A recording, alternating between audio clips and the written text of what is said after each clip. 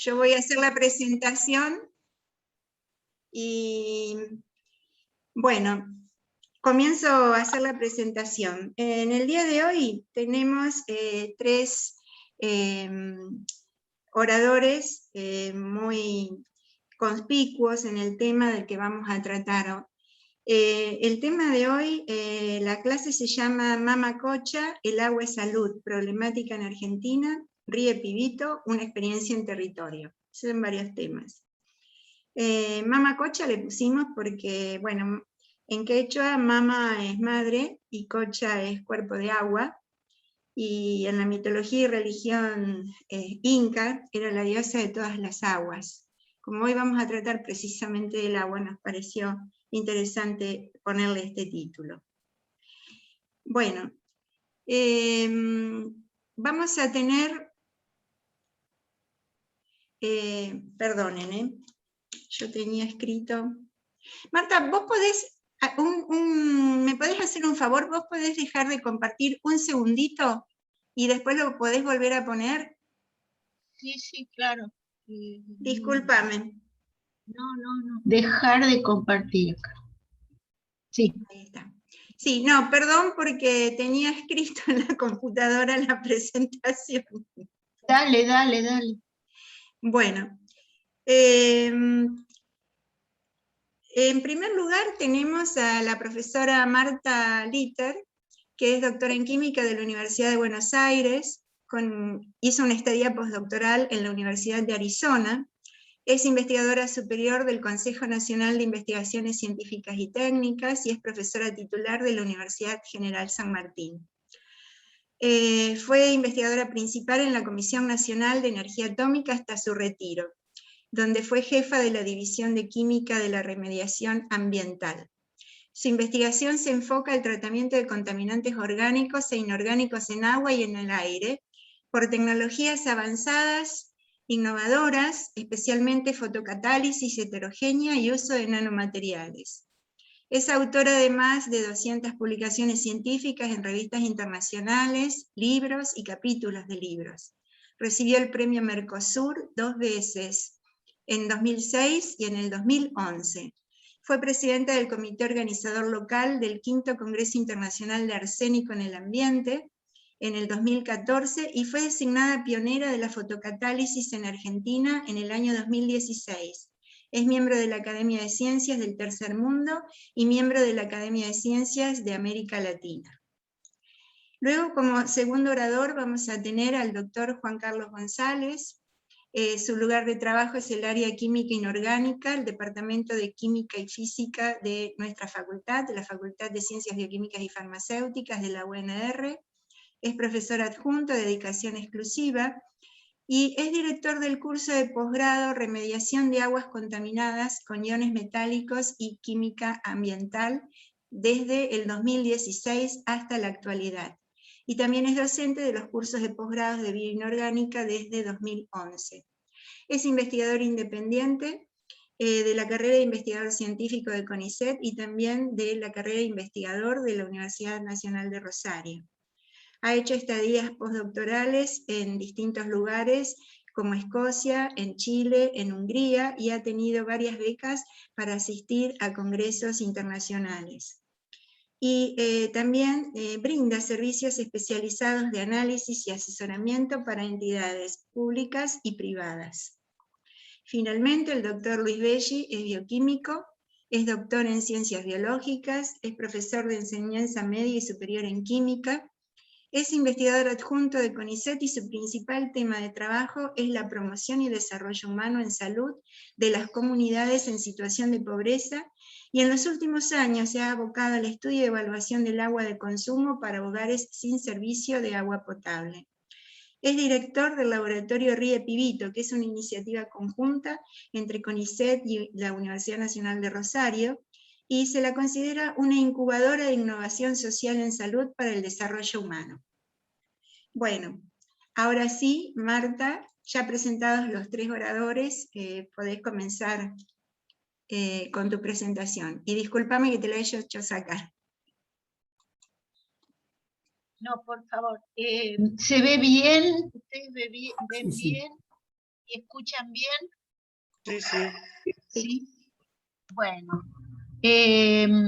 Bueno, en primer lugar, un gusto que me hayan invitado, sobre todo a Juan Carlos y los organizadores de esta cátedra libre. La verdad que es una tarea, no sé, me alejo del micrófono, perdón. Es una tarea titánica, ¿no? En estos momentos terribles que pasamos, organizar este tipo de cosas, y sobre todo hacia fin de año, donde ya la gente está tirando la toalla porque ya no quiere más ni Zoom ni nada de esas cosas, quiere tomarse un respiro. Es un gusto estar aquí, repito, y voy a tratar de hablar. Sé que la composición de la audiencia es bastante diversa, pero voy a tratar de hablar un lenguaje sencillo y explicarles un poco de la problemática del arsénico en la Argentina. Si tienen preguntas, con todo gusto las contesto. Marta, si pudieras acercarte un poquito más al micrófono, mejor, porque se te pierde bastante la voz. A ver ahora, ¿está un poco mejor? ¿Sí? Bueno, voy a tratar de no... Sí, ahora sí. Voy a alejar la pantalla y acercarme al micrófono, a ver si pasa. No veo que pase. Ahí está. Bueno, se considera que más o menos la población afectada o en riesgo en el mundo por el tema del arsénico en agua es alrededor de unos 200 millones de personas. En América Latina solamente podríamos calcular 14 millones, con elevada incidencia en casi todos los países de la región. Y en Argentina, unos 4 millones. No quiere decir que todo el mundo esté afectado, quiere decir que hay posibilidades de que esté afectada por la presencia de arsénico en el agua. El tema del arsénico en el agua es un tema que debe ser prioritario y de enorme preocupación ambiental, porque esto limita el uso de agua para consumo. En general, ahora vamos a ver que el arsénico está presente en el agua subterránea de muchas zonas en el mundo, desde donde las poblaciones, sobre todo las aisladas, se abastecen. Entonces este tema limita el uso del agua. Y se necesitan entonces tener datos geográficos y geológicos en acuíferos. Perdón, porque me sonó el teléfono, ya lo apagué. Se necesitan datos geográficos y geológicos en acuíferos, sedimentos y suelos de la presencia de arsénico, y se necesitan metodologías de determinación de arsénico en agua a nivel de trazas, compatibles con los límites que impone la legislación, que son muy bajos, son de 10 microgramos por litro. Y además necesitamos el desarrollo de tecnologías económicas de abatimiento de arsénico que sean eficientes y amigables para la población. Y para todo esto necesitamos la participación de los estados nacionales, provinciales y regionales para comenzar a solucionar el problema. Yo digo comenzar porque el problema no está, en este momento no está, por lo menos en Argentina, no está ni comenzado a tratar.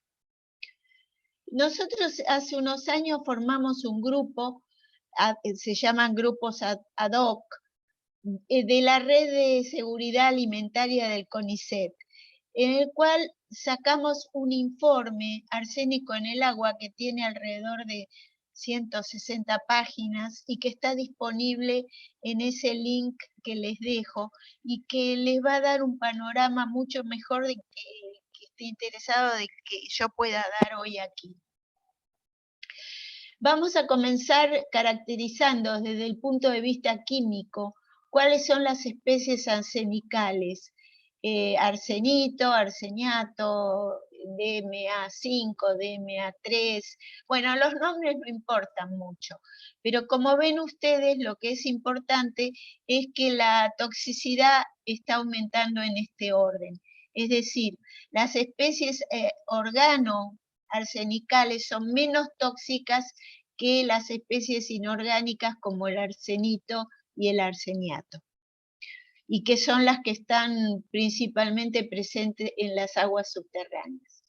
Bueno, otra cosa muy importante es que la fuente es natural, no es antrópica en su mayor proporción, sino que es natural y viene por procesos geológicos como la disolución de minerales en agua. Hay alrededor de 200 minerales que contienen arsénico y que por lo tanto las aguas subterráneas en contacto con estos minerales empiezan a lixiviar y va pasando el arsénico a dichas aguas. Y hay algunas actividades humanas menores, lo vemos en esta próxima diapositiva, que parecería que son muchas, pero en realidad son muchas las aplicaciones, pero la contaminación en agua por estas aplicaciones antrópicas son mucho menor. Este es un mapa muy simple de la presencia de arsénico en aguas subterráneas en el mundo. Y como ven ustedes, hay una zona muy afectada que es la del sudeste asiático, algo menos en Europa, en África, probablemente porque en África no se hayan explorado las zonas, un continente tan pobre, y hay mucho en América Latina, que en general suele ser el continente, lo llamamos el continente olvidado en el tema del arsénico. ¿Por qué? Porque no se toman medidas para solucionar el problema como sí se han tomado en el sudeste asiático. Bueno, el caso de América Latina es diferente al del sudeste asiático porque hay diferentes condiciones geológicas e hidrogeoquímicas. La naturaleza química del arsénico, sobre todo, es distinta, es arsénico 5. Y Argentina tenemos el honor de ser el tercer lugar en el mundo en población afectada. ¿Por qué? Porque la superficie que está por arriba de las aguas subterráneas es muy grande. Entonces ocupa ese lugar. Acá hay un pequeño resumen de la situación del arsénico en aguas subterráneas. Hay grandes áreas afectadas en Argentina, en Chile, en Bolivia, importantes extensiones en Perú, Nicaragua, El Salvador y México, y otras áreas que están todavía en estudio.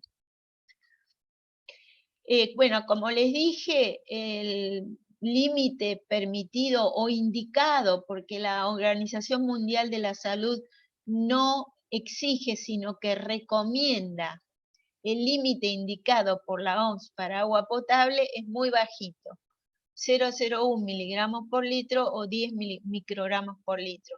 Y está basado en mediciones de tipo de salud, epidemiológicas, etc. O sea, la OMS sabe muy bien cómo recomendar estos niveles. Entonces, en la región latinoamericana tenemos que el límite de la OMS y también de agencias ambientales como la Environmental Protection de Estados Unidos recomiendan un límite de 10 microgramos máximo de arsénico por litro, por lo cual en Latinoamérica dijimos que eran unos 14 millones. Bueno, vamos a la Argentina. En la Argentina tenemos muchas áreas exploradas, en Chaco, en la región chacopampeana, en Copahue, en San Antonio de los Cobres, pero aún no está totalmente establecido.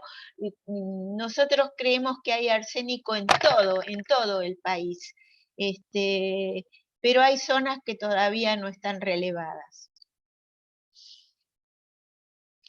Acá hay un mapa que es bastante reciente, que la fuente es del Ministerio de Educación de la Nación, que relaciona la concentración de arsénico en agua con la densidad de población.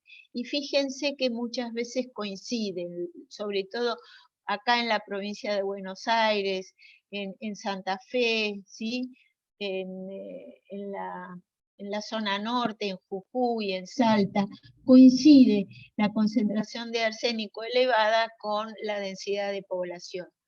Y una provincia muy afectada es Santiago del Estero, porque allí se encontraron concentraciones de arsénico muy altas y en un caso un valor enorme de 15.000 microgramos por litro en un pozo somero de 12 metros de profundidad, del cual se abastecía la gente. Esto es de 2008, fíjense que ya en 2008 estaba, bueno, el problema de arsénico en agua en Argentina se conoce desde principios del siglo pasado, pero empezó a haber pánico entre la población. Este artículo de Clarín de 2008 decía en la tapa que el arsénico era un peligro para 4 millones de personas. Bueno, como siempre hay dos grupos de personas afectadas, la población urbana y la población rural. La población urbana es la de mayores recursos, se pueden construir plantas de tratamiento que ya existen en algunos casos, que son accesibles, ejemplos en el norte de Chile y en ciudades de la planicie chacopampiana, como vamos a ver. Y la parte más complicada es la población rural, en donde está asociado un alto grado de pobreza y un alto número y densidad de población. Y los grupos más afectados son las poblaciones rurales dispersas, es decir, por ejemplo, comunidades con menos de 50 habitantes hasta casas aisladas que generalmente no están conectadas a la red de agua potable. Bueno, ¿qué efectos tiene el arsénico sobre la salud? Innumerables. Acá tengo lo que descubrió el doctor Goyenechea en 1913, que relacionó la sintomatología de pacientes de Belleville con el consumo de agua conteniendo arsénico que retoma el doctor Ayerza unos años después. Y después les da el nombre ACRE, hidroarsenicismo crónico regional endémico. Antes la enfermedad se llamaba enfermedad de Belleville, porque allí se había detectado. Fíjense qué es lo que causa. Causa lo que se llama arsenicosis o en nuestras regiones acre, que comienzan con lesiones en la piel o incluso cáncer. Acá tenemos una foto de unas lesiones, yo nunca paso las peores porque son muy terribles de ver, pero ya esto les da a ustedes una idea de que hay síntomas en la piel de este poblador del norte de Chile que estuvo 50 años bebiendo agua con arsénico. Bueno, es una amenaza a la salud mundial. El acre es un síndrome tóxico orgánico dérmico adquirido que se produce luego de 1 a 10 años de la ingesta de agua con concentraciones de arsénico mayores a 0,05 miligramos por litro, y como les dije, ocasiona graves lesiones cutáneas y de órganos internos, y está asociado a un aumento en el riesgo de enfermedades. Acá no las voy a, yo de esta presentación por supuesto se las dejo, pero fíjense la cantidad de enfermedades que pueden estar asociadas al consumo de agua con arsénico. Ya dije los cánceres, pero también diabetes, POC, enfermedades respiratorias, efectos neurológicos, reproductivos, es un disruptor endocrino, etc. La normativa en la Argentina es un lío, porque desde hace varios años se viene peleando hasta que, por suerte, este año, el 10 de agosto de 2021, la Secretaría de Calidad de Salud y Secretaría de Alimentos, en una resolución conjunta, adoptaron el mismo valor de la OMS, de 10 microgramos por litro de arsénico en agua potable, con el salvedades, ¿sí? Que no me voy a referir mucho a esto, es que, bueno, está escrito acá, hay un estudio en marcha, que es el estudio de hidroarsenicismo y saneamiento básico en la República Argentina, que comenzó hace algunos años. Es un estudio epidemiológico que lo tiene a su cargo una consultora y que para mí no avanza para nada. O sea, ya deberíamos tener los resultados de este estudio epidemiológico, porque además no toma datos nuevos, toma datos que ya existen publicados. Lo cual es tremendo, porque se ha pagado a esta consultora, perdón que yo me exalto, porque estas cosas me dan una rabia tremenda. Se ha pagado un montón de plata a esta consultora, dinero del BID, y todavía no está terminado este estudio epidemiológico. Pero por suerte ya hay una resolución conjunta respecto del valor. Además, tenemos normativas provinciales, que no son las mismas en todas las provincias, ¿sí? En Buenos Aires tenemos una ley, en Santa Fe tenemos otra ley, en Mendoza otra, en La Pampa otra, en Chubut un decreto. Como ven ustedes, varía también de los 50 microgramos a los 10 microgramos por litro, pero siempre anda en el mismo orden. Otro problema que por suerte se definió también es el tema del arsénico en el agua mineral. Bueno, primero el Código Alimentario Argentino, que también adopta el valor de la OMS para el agua de consumo, definió el agua mineral natural, que proviene de una fuente explotada o captaciones en puntos de surgencia producidas por perforación.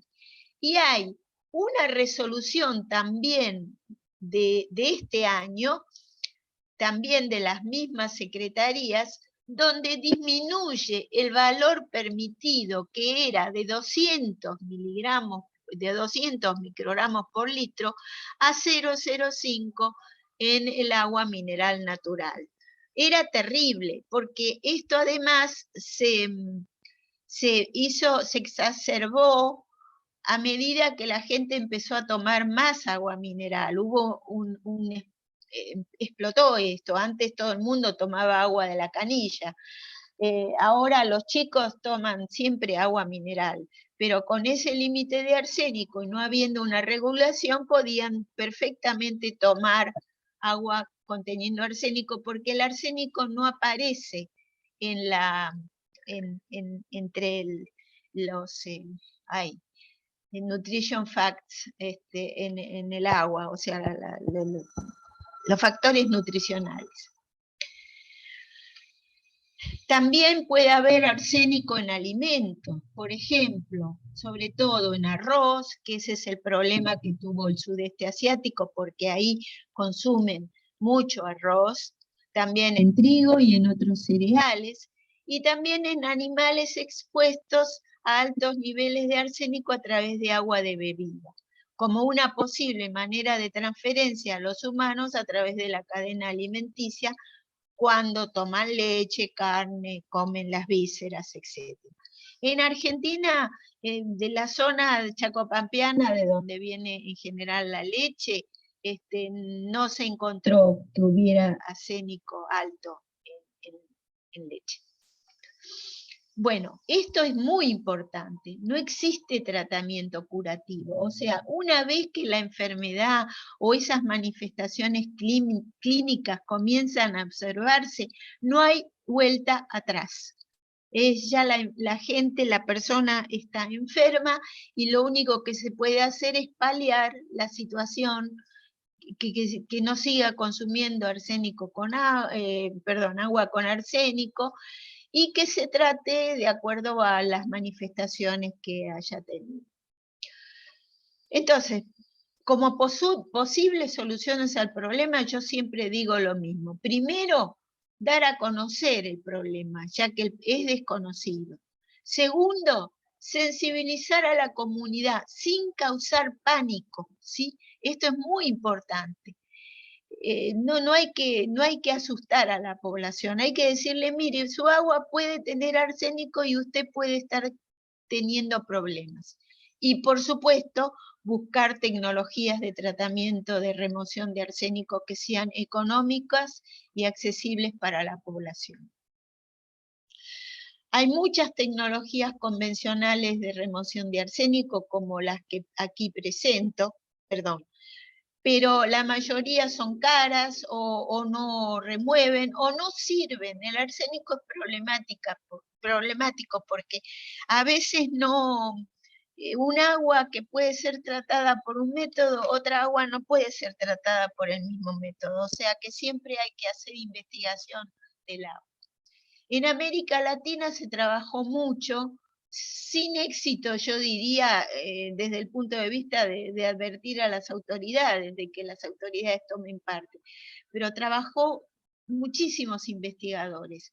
A escala grande y mediana podemos tener las plantas de tratamiento que se instalaron en el norte de Chile, en Antofagasta, con la gran colaboración de la doctora Sánchez, ya retirada, que en los años 70 hubo, por supuesto, en la época de Allende, hubo una enorme colaboración entre entre la universidad y el gobierno. Entonces se pudieron instalar estas plantas. En Rosario tenemos, en la provincia de Santa Fe, tenemos a la doctora Ingalinela y su grupo que trabajó mucho tiempo en la instalación de estas plantas de tratamiento. Acá tenemos una en Villa Cañas, usando el método de coagulación, absorción, precipitación. Pero estamos hablando de tratamientos a mediana y larga escala.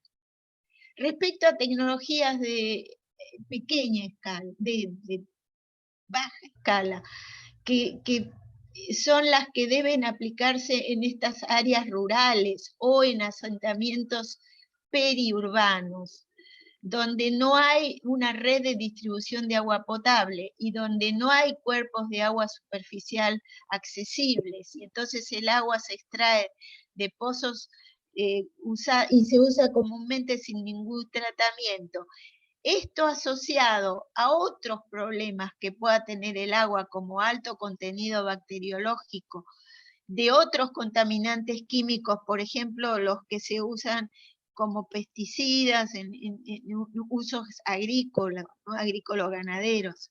Y además, en condiciones de pobreza y malnutrición, con alta incidencia de enfermedades hídricas, incluyendo el acre, es ahí donde tenemos que hacer énfasis. Entonces, tenemos que tener tecnologías de bajo costo y pequeña escala que estén centradas en la aplicación para tratamientos domésticos en estas poblaciones aisladas, con una enorme simplificación del desarrollo tecnológico y mínimos costos de inversión, operación y mantenimiento. También deben ser socialmente aceptables, deben contemplar que se pueden, en general, en todas las tecnologías se producen residuos que contienen arsénico, entonces hay que tratarlos y debemos contemplar el tratamiento de estos residuos y tener en cuenta cómo vamos a manipular tanto el agua como los residuos.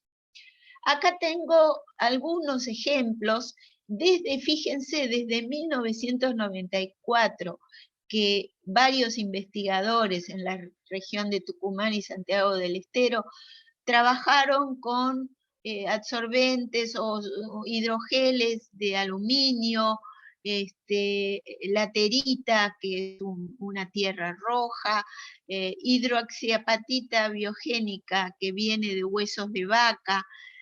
También hay un ejemplo de San Juan, del doctor Cáceres, del lecho fijo de hierro metálico, por corrosión electroquímica, el uso de plantas acuáticas como la macrófita flotante Lemna minor.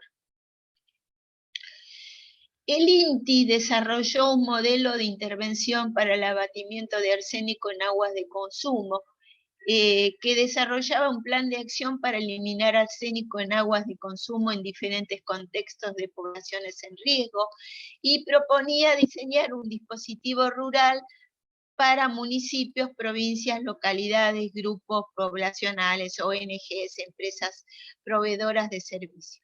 Y este plan se aplicó en aguas de Tacopozo, en el Chaco, y en Lobos, en la provincia de Buenos Aires. Acá les doy una pequeña muestra, porque tampoco me voy a detener demasiado en esto. En ese informe que les dije de la red está todo esto bien desarrollado, y el INTI desarrolló un dispositivo que está protegido legalmente con una tecnología de coagulación filtración optimizada con un paso previo de oxidación.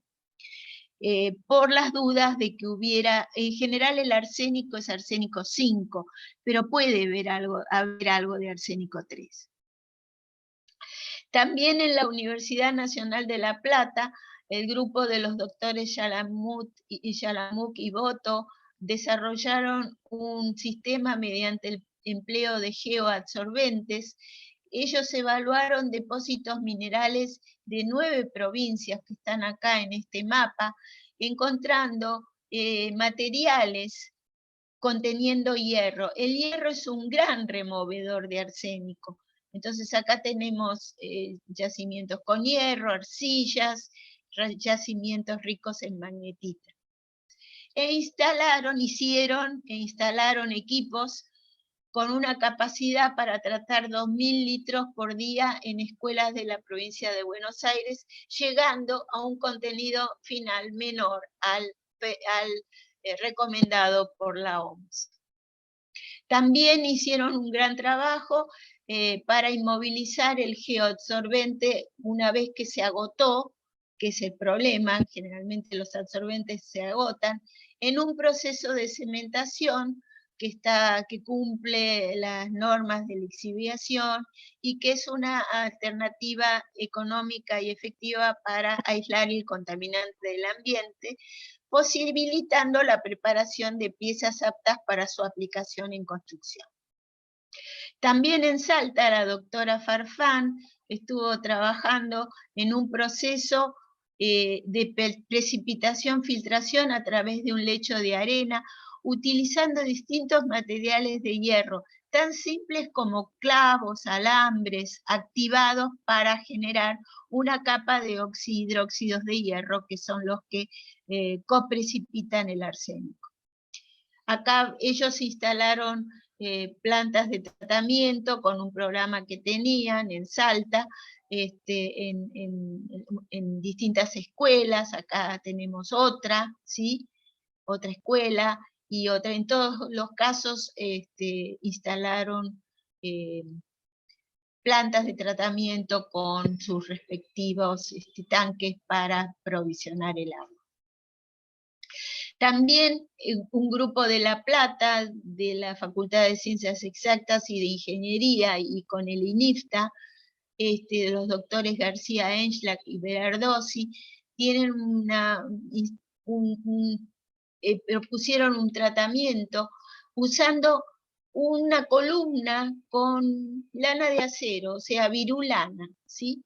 Donde tenían el agua a tratar que pasaba por esta columna.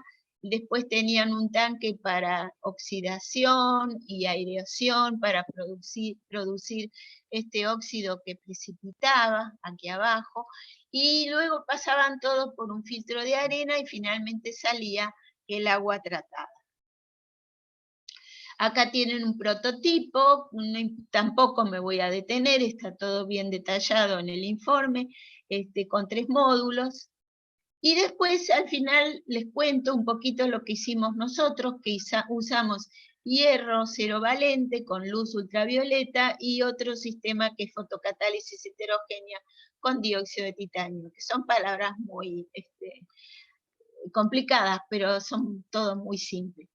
Nosotros empezamos trabajando con las ideas del Sodis, que para mí es un genio, el profesor del Líbano, desarrolló este método para desinfección solar usando botellas de PET que estaban pintadas en una sola parte y se ponía el agua aquí y era irradiada varias horas al sol, y la exposición de estas botellas con el agua que estaba microbiológicamente contaminada por una combinación de luz ultravioleta y calor, porque la botella se calentaba, llegaban a la inactivación de bacterias y virus, incluyendo el del cólera. Los suizos del Instituto del Agua en Zúrich adaptaron este método, lo llamaron SORA, remoción de arsénico por oxidación solar. Entonces, lo que ellos hacían, trabajando sobre todo en Bangladesh, que tiene bastante hierro en el agua, le agregaban jugo de limón, que con ese hierro que contenía el agua, y con una abundante presencia de arsénico 3, pasaban arsénico 5, exponían al sol las botellas plásticas donde estaba el agua, colocaban la botella en posición vertical durante la noche y el precipitado que se formaba se decantaba o se filtraba por un paño o cerámica. Bueno, este método fue óptimo para Bangladesh, pero cuando nosotros quisimos probarlo en aguas naturales de dos zonas, una de Tucumán y otra de Santiago del Estero, elegidas por sus condiciones socioeconómicas y por la detección de casos de acre, encontramos que no era muy bueno y tuvimos que agregarle, sobre todo porque el agua no contenía hierro.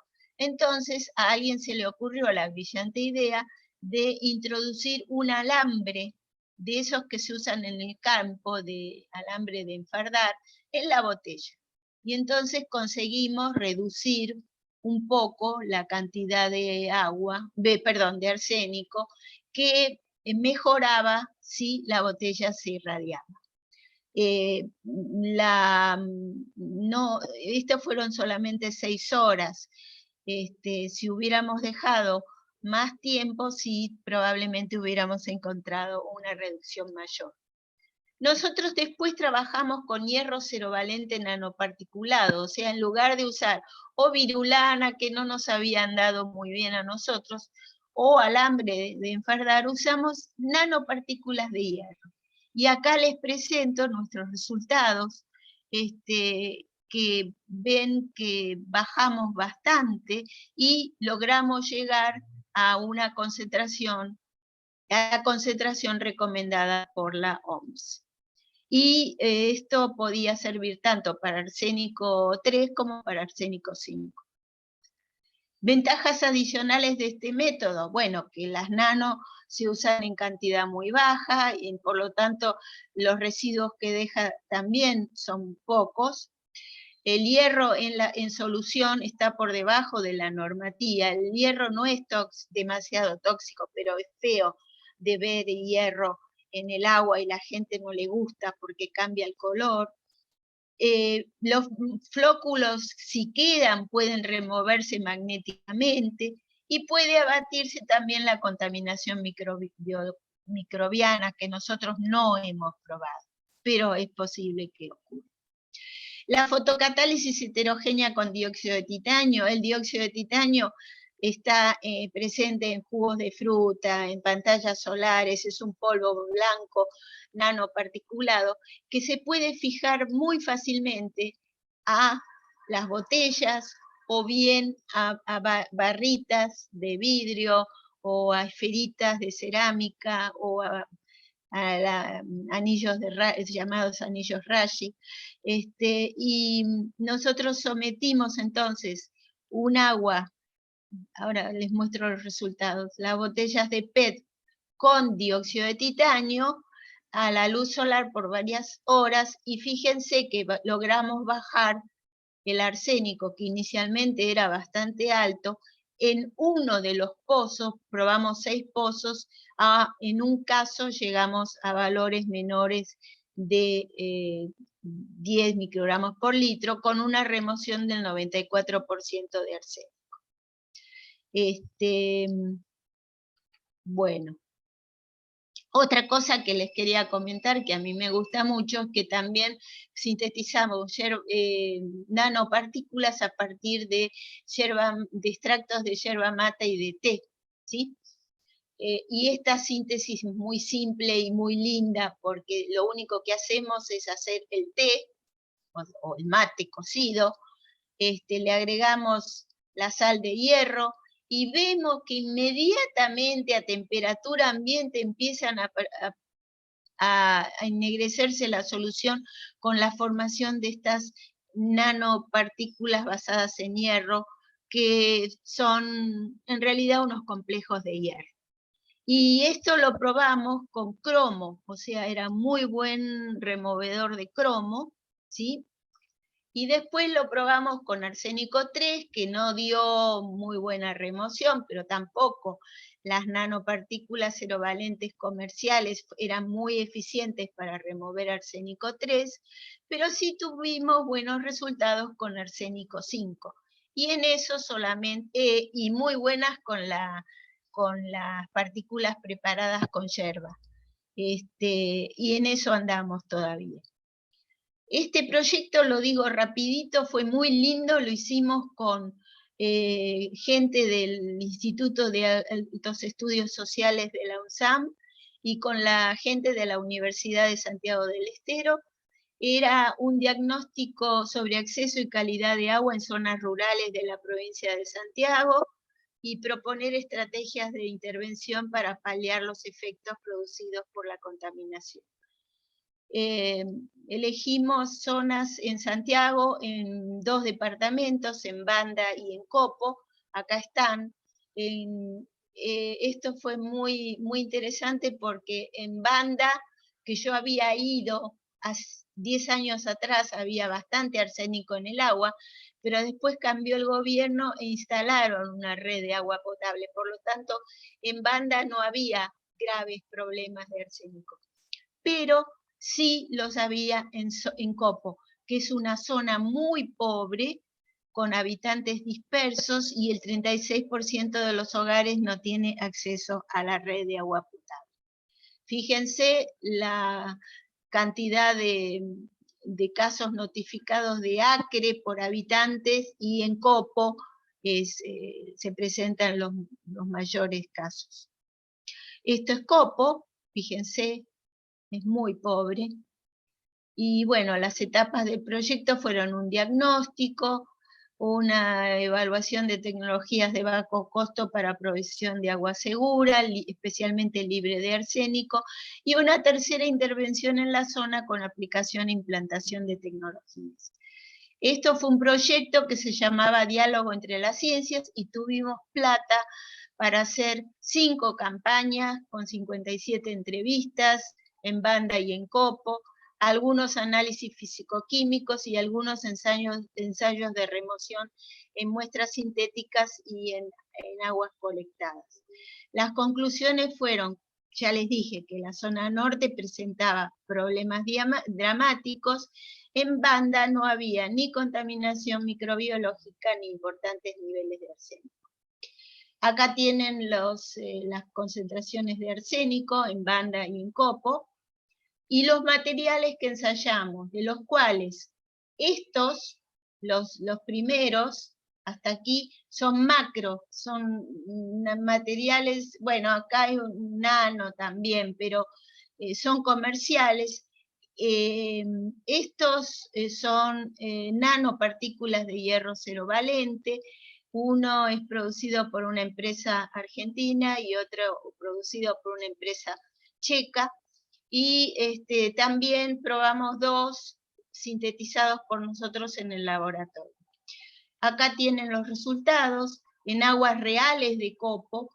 Los materiales granulados son menos eficientes. Acá ven que prácticamente con los nano casi tenemos un 90, más 80-90% de remoción, pero todavía hay que probarlos porque hay que soportar las nanopartículas a algo para poderlas poner en filtro, mientras que estos materiales ya se pueden usar directamente.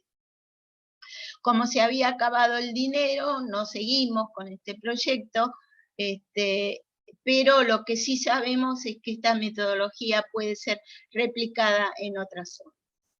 Esto es algo que siempre digo, para aplicar un método es obligatorio el análisis y validación del mismo, porque no todas las aguas reales son iguales. Conclusiones y recomendaciones. Las consecuencias de la existencia de arsénico en agua son dramáticas y no son aún perceptibles por la mayoría de las autoridades. Acá pongo por ignorar el problema o por qué. La presencia de altos niveles entonces limita el uso de agua para agua potable y otros propósitos y también impide el crecimiento socioeconómico. Por ello, entonces, la situación actual, los problemas de salud relacionados, la presencia de arsénico en agua y alimentos sea ignorada y no percibida por la población en tiempos razonables y la falta de aplicación de métodos en zonas que así lo requieren, necesita un serio abordaje. Como no existe tratamiento curativo, las autoridades sanitarias deben realizar la promoción de la salud, la prevención de la contaminación y saneamiento, y realizar una vigilancia epidemiológica y ambiental para la detección precoz de casos de asma. Se pueden ofrecer metodologías económicas, que las hay, como las que presenté aquí, socialmente aceptables e implementables por la misma población, y la aplicación no puede resolverse sin la participación de todos los actores, las autoridades, las ONG, el ámbito científico y tecnológico y la sociedad en su conjunto. Y para nosotros esto debe ser, y lo digo 1000 veces, una política de Estado, conducida por el gobierno nacional, acompañado por los gobiernos regionales y locales, donde el impacto del problema sea mayor. Bueno, y muchas gracias y perdonen si me extendí en el tiempo. Muchas gracias a vos, Marta. Muy buena. Muy buena. Gracias, Marta. Gracias. No sé si tienen preguntas, si no, seguimos con el otro expositor, pero si tienen alguna pregunta y si hay tiempo, con todo gusto. Y si no, tienen mi mail. Juan Carlos. En general hacemos las preguntas al final a todos. Sí, bueno, ok. Entonces desactivo mi audio ahora. ¿Se ve? Sí, Rodolfo. Sí se ve. Bueno, muy bien. En esta parte, bueno, primero buenas tardes a todos y gracias por la oportunidad. Yo quiero contar un poco la historia de nuestro grupo de investigación. Nuestro grupo trabajó en 2 temas y trabaja ahora, continúa en otro. El primero era de tipo investigación básica, en donde lo que hacíamos era determinar la cinética y los mecanismos de reacción de agentes cancerígenos como el cromo con sustratos de interés biológico. Detectábamos intermediarios de reacción como lo son el cromo 5, los radicales libres, especialmente utilizando técnicas espectroscópicas de resonancia paramagnética electrónica. Esa fue nuestra primera etapa, que también nos sirvió para determinar la vida media de estos intermediarios productores de cáncer, cuando el cromo 6, el cromo 5 o el cromo 4 reaccionan con el ADN. También una de las patas de esta investigación básica era la determinación estructural de especies de oxocromo 5, pisquelatos oxocromo 5, pentacoordinadas por resonancia paramagnética electrónica. Por ejemplo, descubrir cómo la lactosa presente en la leche de la vaca mantenía por días y días al cromo 5 estabilizado, si la vaca llegaba a ingerir por casualidad cromo 6. Porque el cromo 6 no es cancerígeno. Quien es cancerígeno es el cromo 5, o sea, los derivados que tienen su reacción. Hubo un periodo de transición, luego pasamos a la investigación aplicada, en donde comenzamos a estudiar la eliminación y detección, la detección y eliminación en ese orden, cromo, arsénico, vanadio, molibdeno y selenio. Lo puse en rojo al arsénico y el cromo fue lo más desarrollado. Los demás estuvo un poco, se frenó, después les voy a comentar por qué. Hicimos varios convenios.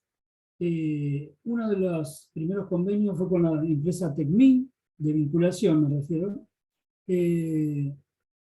Después también lo hicimos con Petrobras, con la Universidad de la Provincia de Buenos Aires. También tuvimos subsidios para participar en proyectos de abatimiento de arsénico en mapas superficiales en las comunas de la provincia de Santa Fe, como la comuna de Piamonte, y ahora estamos trabajando en Roldán y Andino. También recibimos un PICT, también por el mismo tema. PICT que ya se agotó. Eso es importante decirlo porque... Bien. Juan Carlos, ponele en modo presentación, porque acá estamos viendo en modo diapositiva, ahí estamos. Perfecto. Bien, yo le puse ese título así, como para abarcar toda la parte de remediación, de cromo 6, cromo 3, arsénico 5, porque como decía Marta, nosotros comenzamos arsénico 5 porque es quien abunda en Argentina. Tenemos sobre todo arsénico 5. Selenio y molibdeno, una introducción, utilizando biosorbentes, biopolímeros y sorbentes mixtos, acompañando todo este proceso con la utilización de diseños factoriales, que después les comento someramente de qué se trata.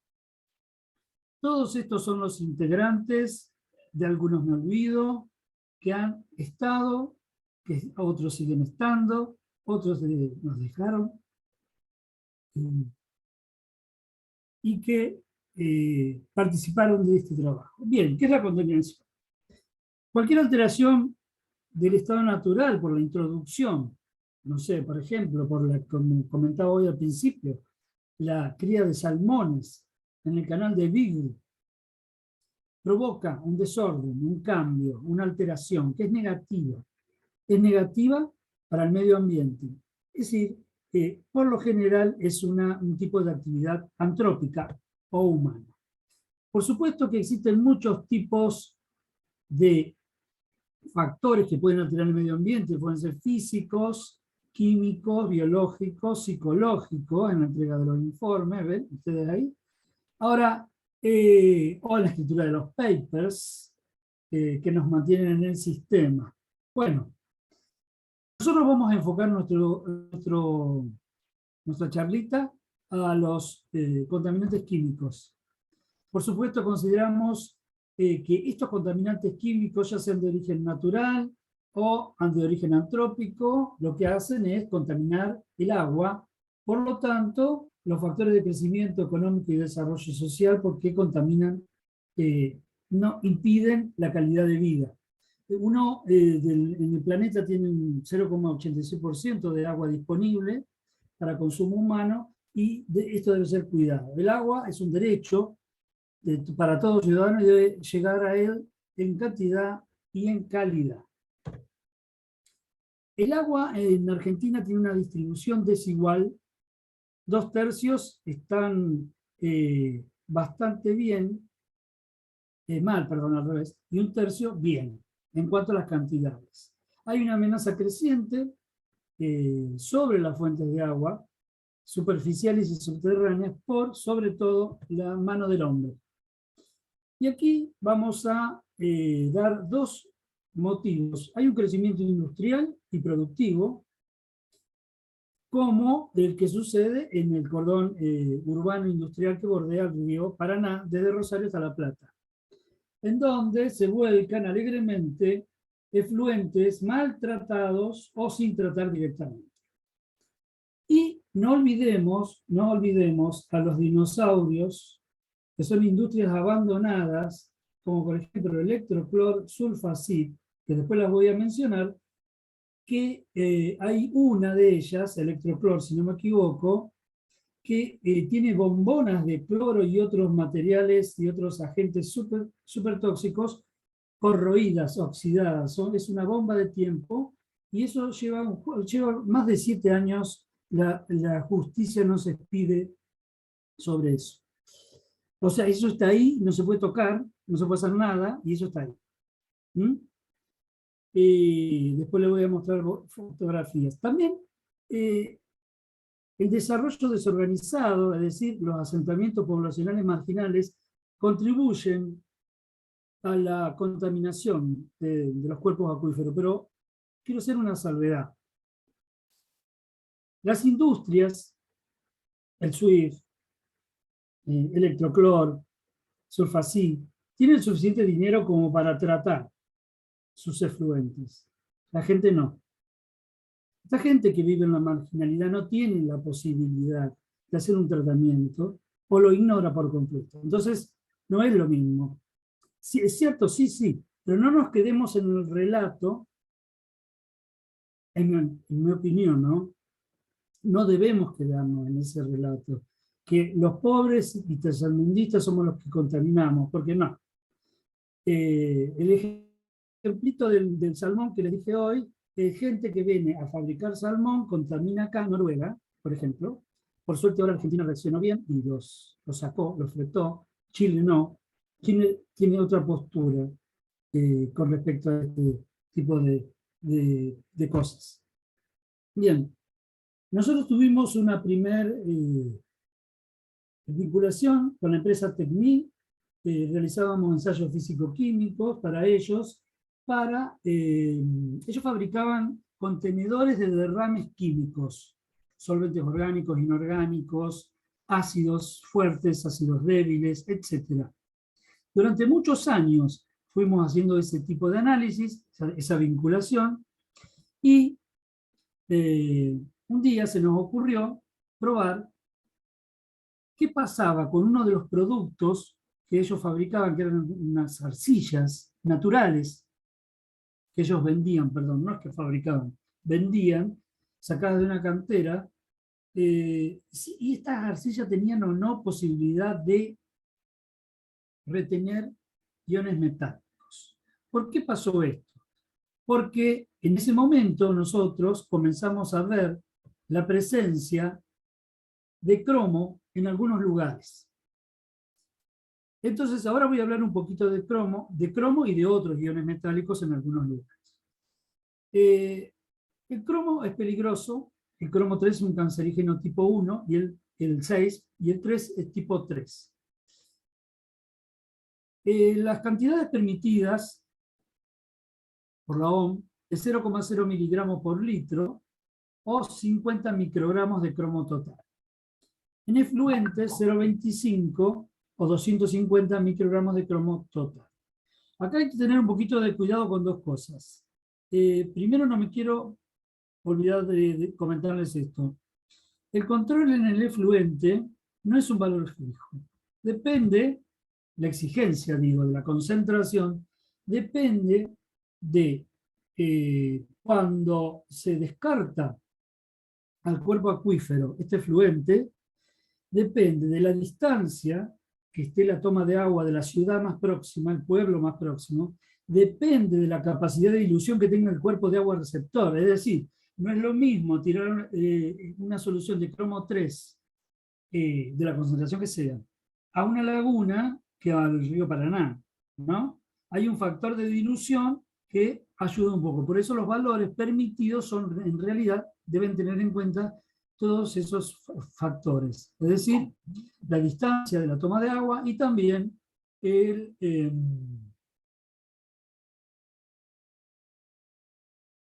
la capacidad de dilución del cuerpo receptor. ¿Cómo ingresa el cromo 6 a la célula? Ingresa a través de los canales de oxoaniones. Y una vez que ingresa, el cromo 6 reacciona con los azúcares o con las sustancias orgánicas presentes en la célula, genera cromo 5. El cromo 5 puede ser estabilizado por los glicósidos presentes en la célula por mucho tiempo. Luego genera cromo 4 y finalmente cromo 3. Y en el camino también radicales libres. No sé si se ve aquí, el sustrato se oxida, el cromo 6 pasa a cromo 3, pero en su camino, monoelectrónico y bielectrónico, va generando distintas especies que son sumamente carcinogénicas y son las responsables de ese cáncer provocado por el cromo. Es decir, en general se tiene la idea de que existen dos tipos de cromo, el cromo 3 y el cromo 6, que el cromo 3 es el bueno y el cromo 6 es el malo. Bien, ¿qué pasa? En realidad, el cromo 3 a nivel de trazas interviene en el metabolismo de la glucosa. Pero como todo oligoelemento, a bajas concentraciones, en una curva, digamos, dosis-respuesta, dosis-beneficio, a bajas concentraciones es beneficioso y altas concentraciones es perjudicial.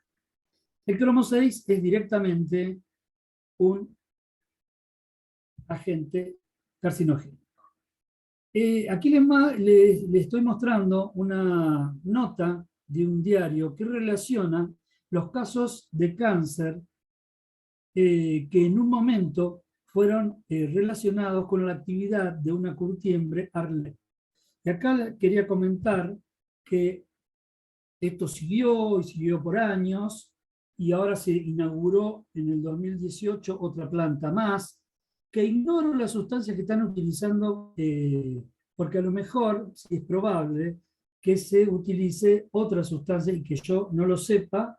Nosotros no pudimos averiguarlo, es bastante difícil a veces averiguar este tipo de cosas. Lo que sí es cierto es que los mismos, tengo la nota copiada, en el momento que fueron hechas estas quejas, se usaba cromo. No se especifica si se usaba cromo 6 o cromo 3, pero se usaba cromo. Eso está dicho por las mismas autoridades, ¿sí? Se hicieron muchos estudios a voluntarios y detectaron cromo en orina en niveles que superaban al permitido, ¿sí? El aumento del cáncer fue de un 96%. Pongo acá en rosario porque después voy a hacer un comentario para no olvidar. Entonces, desde el punto de vista nutricional, esto ya lo comenté, y es tóxico, también ya lo comenté, cuando está en alta concentración, porque tiene la capacidad de formar complejos con proteínas y compuestos orgánicos. Ahora, ¿ustedes saben que se está promocionando el consumo de picolinato de cromo 3? ¿Qué es el picolinato de cromo 3? Es un suplemento para adelgazar. Bien, está la propaganda, pero si quieren buscarla por internet, la van a encontrar en Mercado Libre, la venta de picolinato de cromo 3, así muy alegremente.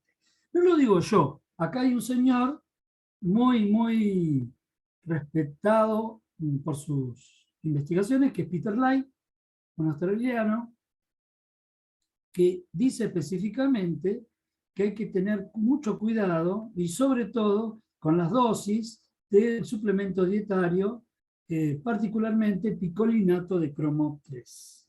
¿Sí? porque ¿qué pasa? El cromo 3 no entra a la célula fácilmente, pero si está combinado con algunos ligandos, puede entrar. Y allí, lo que les quiero decir con esto, del cromo 3 y el cromo 6, me olvidé de decirles algo.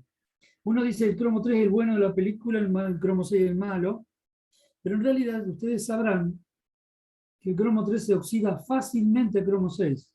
Basta que haya oxígeno, el oxígeno del aire, un incendio forestal, un incendio en las islas, por ejemplo, unas sales, que las hay en todas partes, y inmediatamente ese cromo 3 o ese óxido de cromo 3, esos lodos que contienen hidróxido de cromo 3, se transforman en cromatos o dicromatos. Lo pueden probar, si ustedes quieren, ponen un poquito en una mufla a 800 grados centígrados en el laboratorio y van a ver cómo se transforma rápidamente ese cromo 3 en cromo 6. Por lo tanto, cuando uno quiere remediar cromo, tiene que remediar los dos tipos de cromo. No cromo 6 solamente, los dos. Bueno, esto es lo que yo les quería mostrar de esta empresa, Electroclor, que era una subsidiaria de celulosa, ¿no? Y que generaba productos para el blanqueo del papel. Como el blanqueo del papel se dejó de utilizar y se empezó por este método, y se empezó a utilizar otro método, esto quedó abandonado.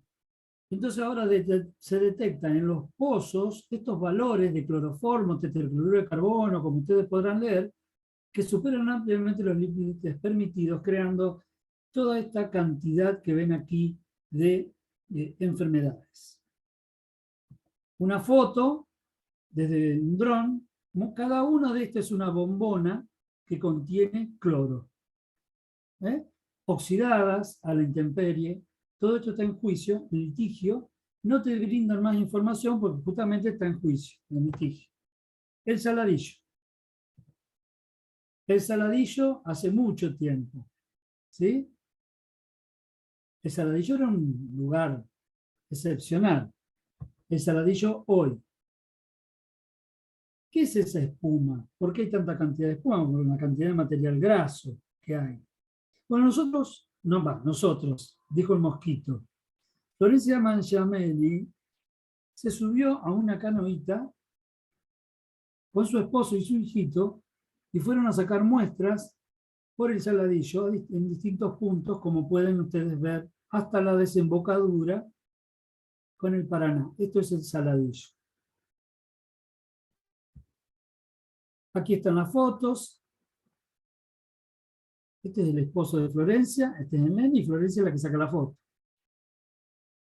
Esta zona, esta vertiente, es la más contaminada, es un afluente del saladillo, se llama Aliviador. Eso fue construido para que no se inundara la zona cuando llovía demasiado. Bueno, es la parte donde hay mayor asentamiento y por eso van a ver ustedes que es la que mayor cantidad de impurezas están en rojo. Lo que pasa a los límites permitidos están en rojo. Están en la zona del aliviador. Entonces, algunos valores están bien, dentro de lo permitido o en el límite. Tiene muchos sólidos disueltos totales, tiene una dureza muy alta, tiene nitritos en alta concentración y materia orgánica también superando. Aquí los sulfatos dependiendo de la zona, aunque luego se diluye un poco en la desembocadura. Y amonio no, solamente en la zona de la cascada. No puedo explicar estas diferencias, pero es lo que nos dio. Aquí, metales. Bueno, yo no sé si se podrá... Ahí está. El cromo no, por supuesto, no esperábamos encontrar cromo, pero manganeso está en el límite. El zinc... les explico esto. Lo que está entre paréntesis es el límite permitido para vida acuática. Y lo que no tiene paréntesis es para agua de bebida. o sea, para ir un animal o una persona también a beber de esa agua. ¿Okay? Los peces son muy sensibles a iones que precipitan, porque respiran por las branquias, y en las branquias el pH es alcalino, entonces se mueren por asfixia. ¿Sí? Eso es una cosa que hay que tener siempre presente. Pero, independientemente de eso que estamos diciendo, vemos que hay cobre, que hay hierro, que como decía Marta, no es tan tóxico, pero es molesto, y hay un caso, que después lo voy a comentar, muy acá, muy cerquita de esta zona. Esto no nos corresponde a nosotros, pero son los datos recolectados por el doctor Girolami, que ya está jubilado, años atrás, y vemos que no es de ahora. Existen valores que superan, acá está el mercurio, los valores permitidos, los valores guía. Él dice valores guía. Bueno, entonces, teniendo en cuenta esto, decidimos, mediante la biosorción, que es un método para captar, que puede ser utilizado para captar metales, utilizar estos elementos, estas arcillas naturales, como agente biosorbente, utilizando biosorción. Un método de bajo impacto ambiental, rápido, económico, en donde es deseable que el contaminante pueda ser desorbido. A veces se puede, a veces no. Entonces, Lucía Hernández, la licenciada en química Lucía Hernández, inició un trabajito de tesina que se llama Estudio en lote aplicando un diseño experimental sobre arcillas para la retención de cromo 3 en agua, dirigido por la doctora Florencia Mangiamelli, donde tuvo, acá lo más importante, es un 100% de remoción de cromo 3 en tiempos muy cortos. Es un estudio muy preliminar, pero ya nos da un puntapié inicial para poder trabajar con este tipo de arcillas. El problema que tienen estas arcillas es que se desgranan mucho y son muy difíciles de filtrar. Así que bueno, estamos viendo cómo resolver ese problema. Nosotros tenemos una experiencia larga, luego que dejamos los estudios cinéticos y mecanísticos, en la remoción de cromo, vanadio, molibdeno, arsénico y selenio, mediante biosorbentes naturales, que en realidad no nos llevó a excelentes resultados.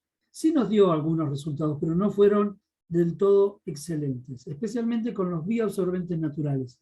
Por ejemplo, en este primer trabajo se lo utilizó para remover cromo 6 utilizando cáscara de limón, aquí cáscara de soja para remover cromo 3, otro para remover cromo 3 también con cáscara de soja, no, acá es cáscara de naranja, perdón, y aquí se utilizó directamente quitosano, que es un polímero, que fue el que mejor resultado nos dio. Y ahora vamos a ver por qué. Y mejor todavía, el quitosano asociado a óxidos de hierro. Esto coincidimos absolutamente con lo que decía Marta. Esto es una explicación de por qué no es tan bueno el uso de biomateriales, es decir, sustancias provenientes de la agroindustria alimenticia. ¿Por qué no es tan conveniente? Porque esto es un espectro que solamente nos está indicando que hay cromo 5. ¿Ven? Esta esquinita de aquí es cromo 5. La otra es un marcador nada más. Y esta señal ancha es cromo 3. ¿Para qué sirve esto? Si uno pone la cáscara con la cual trató, la cáscara de limón, vamos a suponer, con cromo 6, observa esto. Acá que usamos, el sabado de soja. Y observa esto, quiere decir que uno puede tener dos tipos de mecanismos. Fíjense, el cromo 6 puede ser reducido en superficie y dar cromo 3 y liberar cromo 3. Pero hoy les dije que a nosotros no nos gusta ni el cromo 3 ni el cromo 6. ¿Sí? El segundo mecanismo es, el cromo 6 se une debido a la presencia de cargas positivas de grupos funcionales, porque son innumerables los grupos funcionales que están sobre los biosorbentes. Luego sufre la reducción por electrones de la superficie o de algún grupo donor, y me va a dar cromo 5, que es el que observé, y termina dando cromo 3. Parte de ese cromo 3 puede ser retenido y parte puede ser liberado.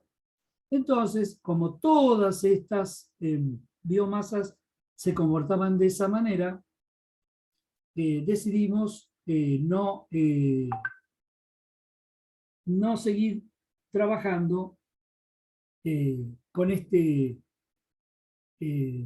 método, sino utilizar directamente polímeros, y polímeros mezclados con hierro. Bueno, esto todo lo dijo Marta, así que lo voy a pasar. Trabajamos, nos unimos a Perrin, que es una empresa que fabricaba equipos de ósmosis inversa. El equipo de ósmosis inversa es muy interesante porque provee de agua a la gente. Es un método que funciona bastante bien. No es para gente demasiado pobre. Son como unas... estos son los equipos de ósmosis inversa del lugar donde yo vivo. El problema del equipo de ósmosis inversa es que tiene una cantidad de agua de rechazo bastante importante. Es decir, las impurezas van a parar a las aguas de rechazo, y el problema está en dónde van esas aguas de rechazo. ¿Sí? Aquí tenemos en forma esquemática cómo funcionaría la ósmosis inversa. Fíjense, el agua de rechazo se tira a la napa, y si se tira a la napa estamos en un problema. Por eso sugerimos la utilización de columnas, como lo dijo Marta. Esto no lo voy a repetir. Trabajamos en este control para que los equipos de ósmosis inversa funcionen mejor. Mediante, le brindamos un servicio de cuantificación de arsénico no suficientemente barato, porque es difícil acceder a los equipos de absorción atómica para determinación de arsénico, todos lo saben. Usamos el método del molibdeno, se los dejo para que lo lean, es muy sencillo, y si es bien utilizado, se puede dar la sensibilidad y la reproducibilidad adecuada. Bien, de esto no les voy a hablar, solamente que aquí tengo la figura de las columnas. Este es el quitosano antes de que se ponga en contacto con cromo 6, y aquí luego se ha tratado con cromo 6. La verdad que actúa muy bien el quitosano. Esas son las condiciones de trabajo, pero con agua destilada. Si uno trabaja con agua subterránea, no pasa nada. ¿Se dan cuenta de la diferencia? El tiempo en que yo tengo de agua pura es un tiempo muy cortito cuando uso agua subterránea. Si uso agua destilada, tengo un tiempo de salida de agua limpia mucho más prolongado. Por lo tanto, ¿cómo se resuelve? Con el agregado de hierro, como comentó antes Marta. Lo importante para el trabajo de uso en columna es que la cinética de absorción sea rápida, como lo pueden ver en esta gráfica. Y nosotros utilizamos un método de superficie de respuesta para variar, ¿no? Porque nosotros tenemos varias incógnitas, es decir, el flujo, la altura del lecho, la concentración inicial del contaminante, y la respuesta a optimizar puede ser el porcentaje de agua depurada, la cantidad en miligramos del tóxico eliminado. Lo que hicimos fue hacer una superficie de respuesta, como la que ven aquí, y optimizar las variables de tal manera de que podamos tener con una altura, aquí ven, de 2,20 centímetros y un flujo de 8,53 milímetros por minuto, un tiempo de eliminación de agua lo suficientemente coherente. Bueno, esto por supuesto hay que escalarlo, y hasta que no lo escalemos, esto no tiene sentido, porque tenemos que obtener una cantidad de agua suficiente como para alimentar una familia. Esto es magnetita, estamos usando ahora, cubierta con quitosano. Esta es nuestra superficie de respuesta para el uso de la magnetita. Estos son los resultados.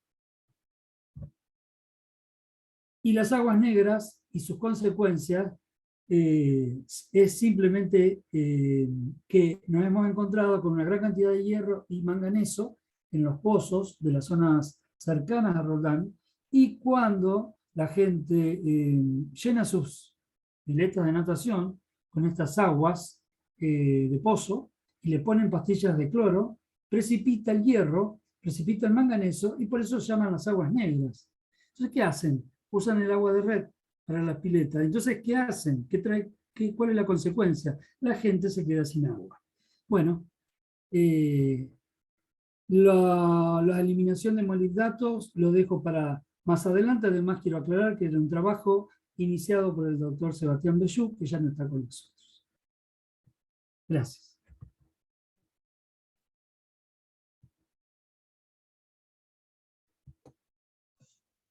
Gracias, Juan.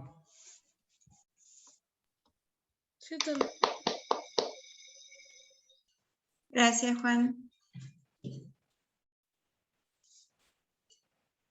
Bueno, Ya dejo Luis. de presentar en un segundito. Okay. ¿Dónde está dejar de presentar que no lo veo? Ah, acá está, Stop Share. Sí.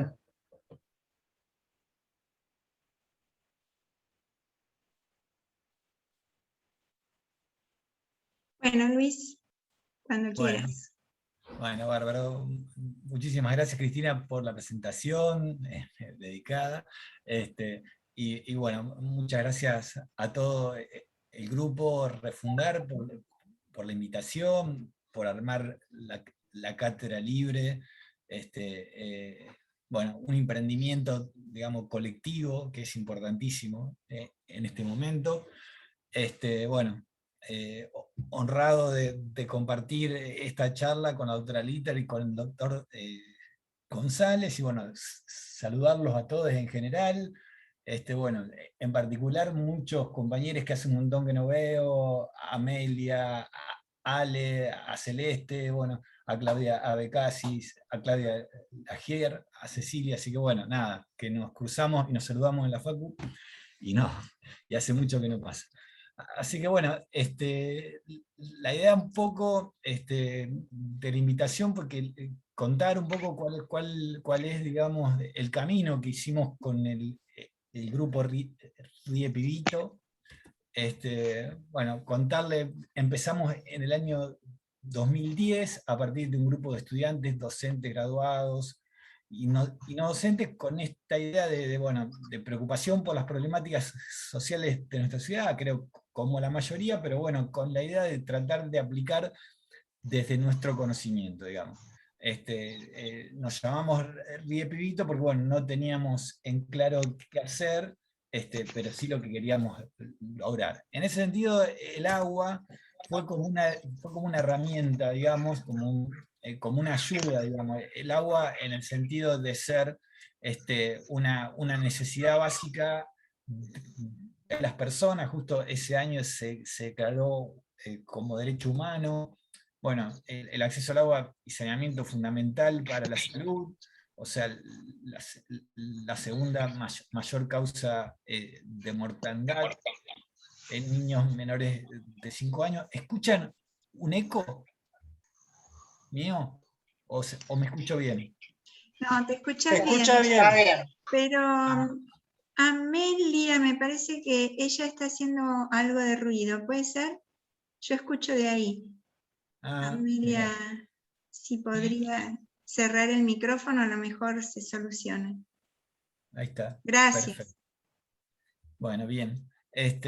Y bueno, el tema es que todas esta mortandad podría evitarse en su mayoría con la infraestructura, digamos, necesaria. Bueno, el tema es que el agua resultaba para nosotros también una posibilidad de generar, dado que había clubes del agua en distintas facultades, universidades, material disponible para hacer análisis de agua, y así poder generar un protocolo de intervención, digamos, para aportar en base a la calidad del agua, digamos. Entonces, bueno, la propuesta, armamos una tecnología organizacional que es, digamos, de promoción de la salud y saneamiento en base a la evaluación del agua de consumo.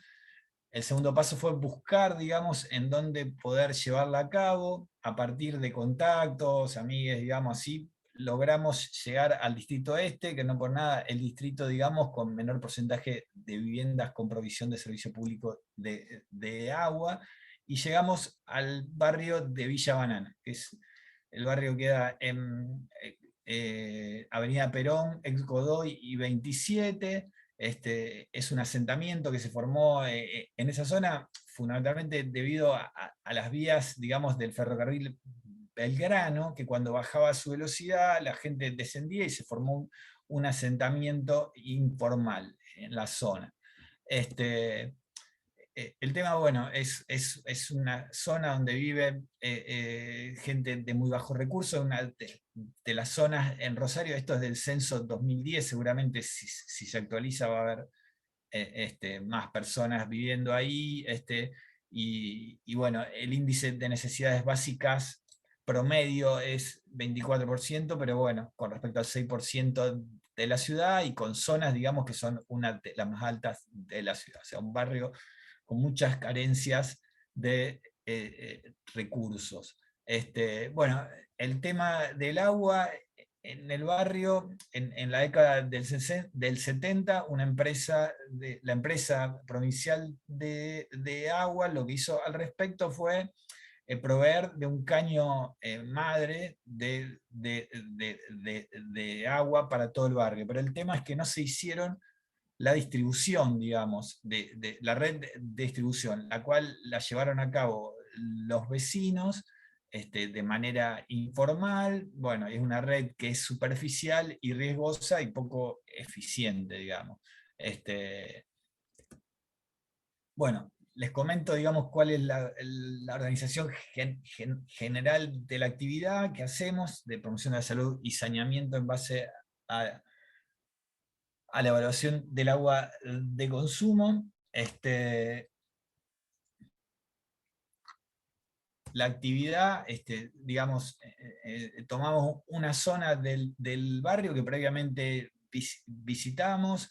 En general hay un referente en la zona, algún comedor comunitario o un merendero, y ahí, bueno, tomamos contacto con las personas, nos involucramos, y bueno, si hay cierta aceptación de nuestra propuesta, de lo que vamos a hacer, después, bueno, organizamos la actividad, que la actividad en sí, digamos, con todos los participantes, es durante una mañana, en la cual hacemos 2 visitas a los hogares. Una primera visita, que hacemos una encuesta de uso y gestión del agua, y lo que hacemos es tomar muestras de la fuente de agua de cada hogar. Después instalamos un laboratorio de campaña en la zona donde hacemos los análisis de agua y la evaluación de las encuestas, y después hacemos una evolución a las personas en la segunda visita, en la cual, bueno, lo que les proponemos son estrategias de promoción de la salud en base a lo que conocemos del barrio, y una propuesta de saneamiento, que es en caso que tengan un reservorio y que no sea adecuado, les proveemos un reservorio. Bueno, la estrategia de promoción de la salud tiene que ver con la gestión del agua potable en los reservorios, con el uso del agua potable y en base a aportes respecto a la red. Bueno, todo esto se puede llevar a cabo por el vínculo que tenemos con distintas organizaciones, la Guardia Urbana Municipal, que es fundamental, digamos, para mediar, digamos, por cualquier problemática con los vecinos. El Centro de Salud Estaferi, que es el que nos da la problemática sanitaria en cada sector, digamos, del barrio que visitamos. El Centro de Convivencia Barrial, que tiene distintas actividades para las personas del barrio, y también nos ayuda mucho en la previa, en elegir la zona y en la interacción con los vecinos. La Escuela Marcelino Champagnat, una escuela que está en el barrio, que después de unos años de estar haciendo actividades, logramos un vínculo, y bueno, después hacer un convenio y trabajar juntos, que ya les voy a comentar. Bueno, y el Promucida, que también, con el cual trabajamos también en colaboración, entre otras organizaciones que les voy a seguir destacando. El resumen, digamos, de lo que hicimos entre el 2011 y el 2019, o sea, la problemática sanitaria de las pandemias hizo que no podamos volver a hacer actividades, pero bueno, hasta esa fecha hicimos 17 actividades, visitamos 340 viviendas, más o menos 500 personas, y bueno, lo que nosotros evaluamos en el suministro de agua de cada vivienda es la calidad, la cantidad y la continuidad. O sea, la calidad y la cantidad es una medida puntual en el momento que vamos, y la continuidad es indirecta a partir de una encuesta que nosotros hacemos. Lo que nosotros pudimos observar era que la calidad de agua es aceptable, digamos, vinculada, digamos, a los valores exigidos por el Código Alimentario, fundamentalmente en cuanto a la barrera sanitaria, que es el cloro libre. O sea, la fuente de agua que tiene el barrio es segura porque es, digamos, es el agua general de distribución de la empresa. El problema es la distribución informal en el barrio. O sea que nosotros, al medir en cada hogar si el agua llegaba, digamos, de manera adecuada en su contenido de cloro libre, quería decir que no había tenido contacto con materia orgánica, o sea, con ningún contaminante, o sea que estaba aceptable, digamos. En base a esas medidas que nosotros hacemos con un kit HANA y todos equipos portátiles en el barrio, dio aceptable, digamos. La problemática estuvo en la cantidad de agua, que cuando la medimos, digamos, el 43% de las viviendas tenían un suministro escaso, y en base a las encuestas, nosotros vimos que bueno, que en el barrio hay, digamos, cortes de agua, muchos cortes de agua, el 70% respondieron que había cortes, y el 82% que había una disminución del flujo, digamos. Entonces, bueno, esto es lo que lleva a que el 20% de las viviendas, digamos, tengan reservorios, pero estos reservorios, o sea, por la baja cantidad de agua y por los cortes, almacenan agua en reservorios, pero bueno, cuando le medimos el cloro libre a estos reservorios, vimos que en muchos casos, digamos, no estaban bien gestionados, por lo cual no tenían cloro. Entonces, bueno, y en muchos casos los reservorios no eran adecuados, digamos, para tener agua, digamos. Por lo cual, bueno, esto nos llevó, digamos, a que, bueno, la problemática la caracterizamos como precariedad de la red de distribución, insuficiente suministro y reservorios adecuados. O sea que nuestra tecnología organizacional de aporte a la promoción de la salud y saneamiento era, digamos, tenía un resultado que aportaba a la problemática de los vecinos, que era reconocido por los vecinos, era reconocida la actividad por las organizaciones que trabajaban junto con nosotros y por los participantes y voluntarios, lo cual hizo que la actividad se pueda mantener en el tiempo, sumando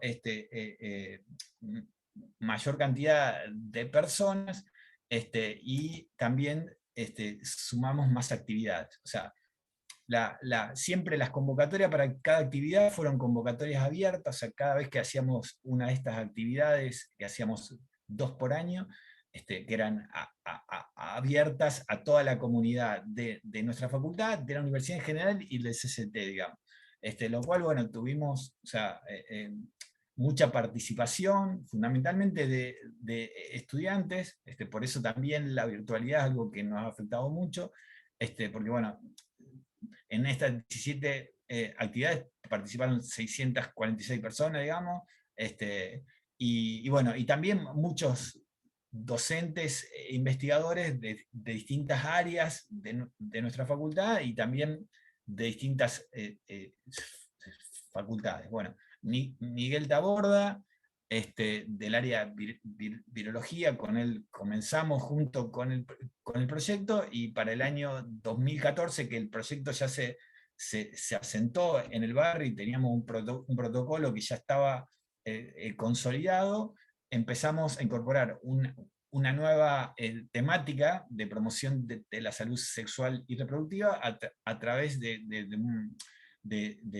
actividades de consultoría y detección de HIV, siempre haciéndolo o en contacto con las instituciones que son responsables de estas actividades para la comunidad. La idea no era solaparnos con otras organizaciones, sino sumar y aportar desde nuestro conocimiento, que vendría a ser sumar expertise y sumar innovación a estas actividades sanitarias, pero digamos que este aporte llegue a la gente. O sea, esto involucraba estos conocimientos, compartirlos con las agencias del Estado, que son responsables de la situación sanitaria de las personas en cada una de las temáticas, y que esto lo puedan difundir a toda la comunidad. Nada, por eso estábamos asociados en este caso con el Promucida, con el Hospital Carrasco, con el CEMAR, que muchas veces nos acompañaban en las actividades. Bueno, también se sumó la doctora Pamela Cripp del área de parasitología con una actividad de consultoría y detección de Chagas, también bueno, acompañada por el Hospital Carrasco y la Secretaría de Salud, el doctor Luciano Datilio de Inmunología de Ciencias Médicas, él también con una actividad de prevención de tuberculosis, o sea, junto con el Hospital Carrasco. Y bueno, nosotros, como les comenté, de hacer las actividades y conocernos con la Escuela Marcelino Champagnat, que está en el centro del barrio, generamos un convenio con la escuela, un convenio de escuela promotora de salud, bajo un modelo de la Organización Mundial de la Salud, donde la escuela se compromete a jerarquizar en sus contenidos las problemáticas de salud del barrio, y nosotros sumar nuestra experticia para hacer un aporte a la comunidad, fundamentalmente a través de estrategias de promoción de la salud. La escuela tiene un comedor escolar, y la primera cuestión que nos habló, vinculado a la promoción de la salud, vinculado a la nutrición infantil. Así que bueno, se diseñó, digamos, una tecnología organizacional, que es una intervención de tipo vigilancia nutricional y consejería alimentaria, que se desarrolló en la escuela, y digamos, cada vez que se hacía estas actividades de promoción de la salud en base a la evaluación del agua de consumo, posterior a esa actividad ya desarrollamos una actividad en conjunto con la escuela, que fue con los docentes y alumnos de sexto grado. Cuando nosotros nos juntamos con los docentes, llevábamos algunas propuestas, pero bueno, ellas nos destacaron, digamos, la importancia de la vacunación, digamos, que a los 11 años es una edad muy importante dentro del calendario, ya que los niños reciben 3 vacunas, una de 2 dosis que la de HPV. Entonces, rearmamos una actividad, digamos, de promotores comunitarios de salud en vacunación, o sea, que los niños sean ellos promotores comunitarios de vacunación, pero a su vez le pedimos el carnet, evaluamos cómo está el calendario, y esta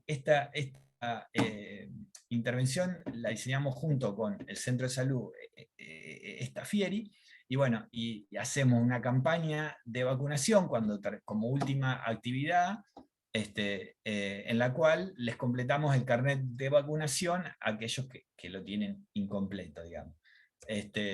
Bueno, contarle un poco en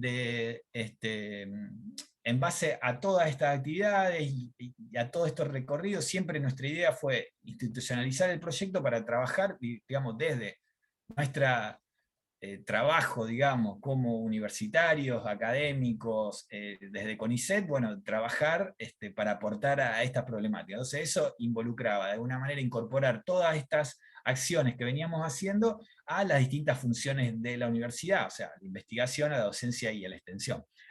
En la docencia diseñamos 2 asignaturas, una que es de grado, electiva para todas las carreras, que es Problemática Social de las Tecnologías, y una de posgrado, que es Tecnologías, Derechos Humanos y Situación de Pobreza, donde estas actividades que se hacen en el barrio participan los estudiantes, y bueno, y ellos la evalúan y generan tecnologías que aporten a las mismas. Bueno, estos fueron proyectos también de extensión, fundamentalmente del voluntariado universitario, hasta que bueno, el programa se discontinuó. Y bueno, yo fundamentalmente soy investigador, que es mi cargo full, tengo un cargo simple docente, así que la tarea de investigación para mí fue fundamental. Fundamentalmente la existencia de los PETS fue lo que me permitió llevar a cabo esto, ya que los PETS son proyectos proyectos de desarrollo tecnológico y social, en lo cual, sobre temas prioritarios de nuestro país, que el Ministerio, digamos, de Ciencia y Tecnología evalúa y permite que los investigadores que participamos, digamos, podamos informar nuestra tarea, no solo con papers, sino con aportes tecnológicos a estas problemáticas. El proyecto, bueno, es Tecnología para el Desarrollo Humano en Salud de Comunidades en Situación de Pobreza, y los objetivos, digamos, son generales, son tres. Uno es promover la participación del sistema científico académico. Bueno, esto para nosotros es algo muy importante, no solo en las convocatorias al barrio, sino en aportar estrategias de estudio, digamos, que por ahí les voy a charlar un poquito al final. Bueno, también obviamente aportar a estas problemáticas a través del diseño de tecnologías para el desarrollo humano en salud, y la comunicación a la sociedad, digamos, de la problemática de las comunidades que viven en situación de pobreza. Digamos, todo esto, digamos, que fuimos desarrollando, y fundamentalmente a partir de la secretaria académica Miriam Pires, digamos, que propuso la creación de un área académica. Tampoco sabíamos qué era un área y ni que se creaba.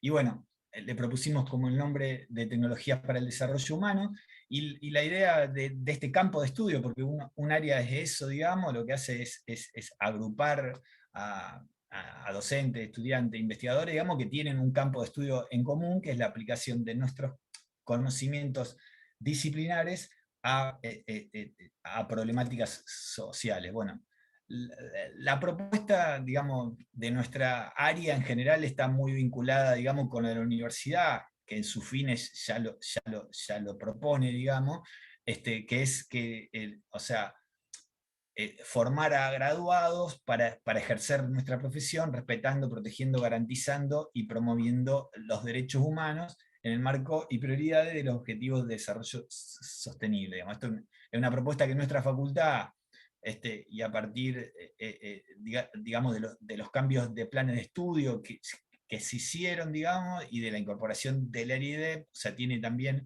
un campo como muy importante, digamos, destacado, y también nos permitió a nosotros incorporarnos, digamos, a toda esa estructura institucional. Bueno, nosotros tomamos a la salud como un marco evaluativo, digamos, o sea, porque bueno, cómo evaluar la vida de las personas en base a la salud de las personas. Bueno, nos tomamos, digamos, como eje el informe de la Comisión sobre Determinantes Sociales de la Salud, que trabajó durante el 2005 y el 2008, y que hizo un informe en el cual lo que manifiesta, en base, digamos, a base informacional científica, digamos, lo que manifiesta es que esta situación que nosotros vemos en este mapa, que hay países, digamos, donde la esperanza de vida de las personas son 40 años menos, digamos, en África, que con respecto a un país de América del Norte o de Europa. Bueno, esas diferencias, digamos, se deben, o sea, esta cuestión al lugar donde viven las personas. Esto también pasa entre Rosario Centro y Villa Banana, digamos, ¿no? O sea, en las ciudades pasa exactamente lo mismo, o sea, el lugar donde viven las personas determina la salud. Y bueno, y esta situación está muy condicionada por la situación material de la persona, o sea, por el acceso al agua y saneamiento, a la alimentación, a la vivienda, por el acceso a un laburo con una remuneración digna, la salud laboral, el acceso a la educación, a los servicios de salud.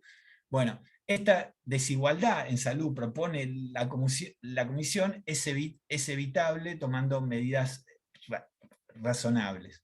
Y la causa de las causas de esta desigualdad es la distribución desigual del poder, el dinero y los recursos. Nuestra propuesta desde nuestra área es formarnos como promotores de salud, con las estrategias propuestas de facilitar, mediar y abogar por respetar, proteger, garantizar y promover el derecho a la salud y el derecho al desarrollo. En este sentido, nosotros somos graduados de carreras tecnológicas, de grado y de posgrado. O sea que la tecnología tiene mucha injerencia en nuestro accionar profesional. Por eso nosotros enfocamos nuestra evaluación en las tecnologías. Y tenemos por eso, digamos, nuestras dos temáticas de trabajo son tecnologías de derecho humano y tecnologías para ¿No el te desarrollo. quedaba la clase de abdominales? Ahora hay abdominales. Bien. Claudia, Claudia. Claudia, apaga el micrófono, por favor. Cristina, yo No creo la que vos podés le silenciar. podés mutear, ¿eh? Sí, Sí, Cristina, sí. sí, sí. Total, después ella se desmutea si necesita. Claro. Ahí está. Ahí estamos, perfecto. Listo. Seguí, Luigi. Adelante. Estaba embalado, re embalado. Sí, venía, bueno, pero ojo, que puse primera, venía a fondo, porque me quedan un par nomás, así que estaba justo. Pero bueno, entonces, nos enfocamos en las tecnologías, ¿no? En la temática de tecnología de derecho humano y tecnología para el desarrollo humano. Y bueno, entonces, como rápidamente un resumen, digamos, de nuestra visión o enfoque, digamos. O sea, nosotros nos vemos como profesionales autónomos con un pensamiento crítico en el cual tenemos que poder comprender las tecnologías que manejamos y poder adaptarlas. Por eso discutimos las temáticas de tecnología de código abierto. Que por otro lado, o sea, en este sentido, no es la idea bajar líneas, sino la palabra que es problemática es reflexionar sobre lo que hacemos habitualmente, y nosotros proponemos, digamos, un marco, digamos, pero la idea que te lleve a reflexionar sobre lo que cada uno, digamos, hace o puede hacer, digamos, porque de última tampoco uno elige qué es lo que va a hacer, sino que ya la mesa está servida cuando uno se sienta, digamos. Pero bueno, poder por lo menos ser críticos, digamos. Después, bueno, formarnos políticamente, entendiendo políticamente a la definición más simple, que es la manera en que una comunidad toma decisiones. ¿Cómo tomar decisiones? Bueno, nosotros entendemos a la igualdad, digamos, considerándonos todos iguales, y considerando, digamos, la igualdad de la reciprocidad del diálogo hasta llegar al consenso para dirimir conflictos. Esta posición política ya tiene mucho que ver con la comunidad científica académica y con la idea regulativa básica de la comunidad científica académica, idea regulativa ideal, digamos, ¿no? En el sentido de una horizontalidad. Bueno, y considerando como base el respeto del derecho a la salud, pero el derecho a la salud tal cual, digamos, es planteado por la Organización Mundial de la Salud, que tiene mucho que ver con el acceso universal a las tecnologías sanitarias. Y es una manera de hacer crítica, digamos, desde el punto de vista profesional nuestro, digamos. Nosotros tenemos muchas carreras, o sea, dos carreras fundamentales que dan servicios sanitarios como bioquímica y farmacia, pero tenemos carreras de alimentos y graduados en otras, en biotecnología y química, digamos, que también trabajan en cuestiones vinculadas a la salud, digamos. Y bueno, lo que hacemos hincapié en esto, de ya no solo evaluar la tecnología sanitaria desde el punto de vista de la eficacia, de la seguridad y de la calidad, sino en ese mismo nivel evaluar aspectos de universalidad, digamos, que tiene que ver con la disponibilidad, que haya una cantidad para todos, con la accesibilidad, que haya un acceso geográfico, digamos, un acceso a todas las personas, la aceptabilidad que tiene con las diferencias culturales que tenemos involucradas dentro de las tecnologías, y con la asequibilidad, digamos. O sea, tener sumar criterios para evaluar nuestras tecnologías, digamos.